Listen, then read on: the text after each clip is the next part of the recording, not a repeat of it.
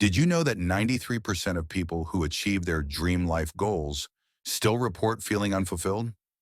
What if everything you've been told about happiness is actually keeping you from experiencing it? Happiness. It's the ultimate currency of a well-lived life. We chase it, sacrifice for it, and structure our entire existence around finding it. But what if I told you that most of us have been looking in entirely the wrong places? We've been sold a dangerously incomplete story about happiness. That new car feeling fades in weeks. That promotion brings new stress. That perfect relationship still has Monday mornings. The Instagram-worthy vacation ends. I spent years chasing the happiness formula society promised: prestigious career, beautiful home, perfect relationship, exotic travels. I checked every box.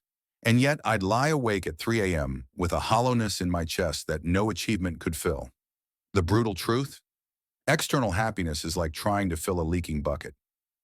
No matter how much you pour in, it never stays full.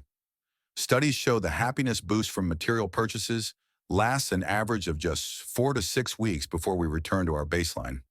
Even more shocking, research from Harvard's 80-year happiness study reveals that people who prioritized wealth, fame, and achievement were consistently less happy than those who took an entirely different approach.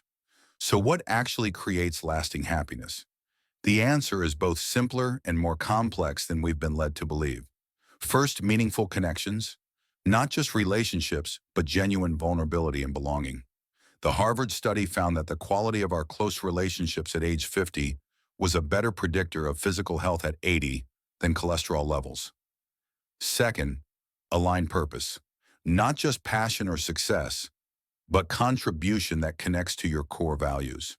When I volunteered teaching literacy in my community, the joy I felt was qualitatively different than any career achievement. Third, present moment awareness, not just mindfulness as a practice, but breaking the cycle of "I'll be happy when."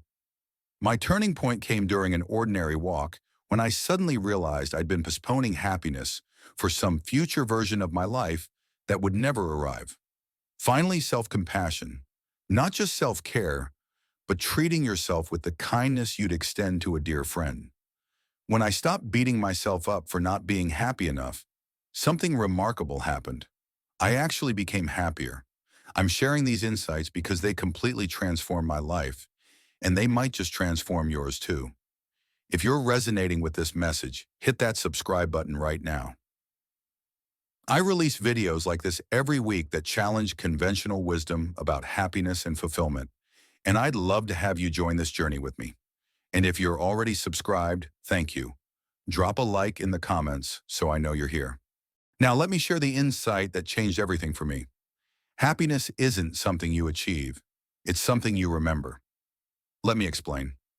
As children, we naturally embodied happiness. We didn't need reasons to laugh. We didn't require achievements to feel worthy. Joy was our default state until we learned to place conditions on it. The most profound shift comes when you realize happiness isn't waiting on the other side of some goal. It's available in this breath, in this moment, in the space between your thoughts. I discovered this truth in the most unexpected place, sitting with my grandmother in the final weeks of her life.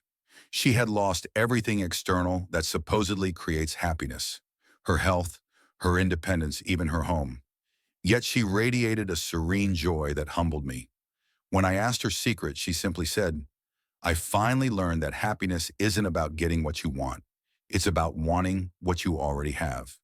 That single sentence contained more wisdom than 1,000 self-help books. If you're finding this valuable, take a moment to hit subscribe.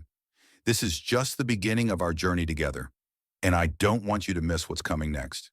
Happiness isn't a destination you reach. It's a capacity you develop.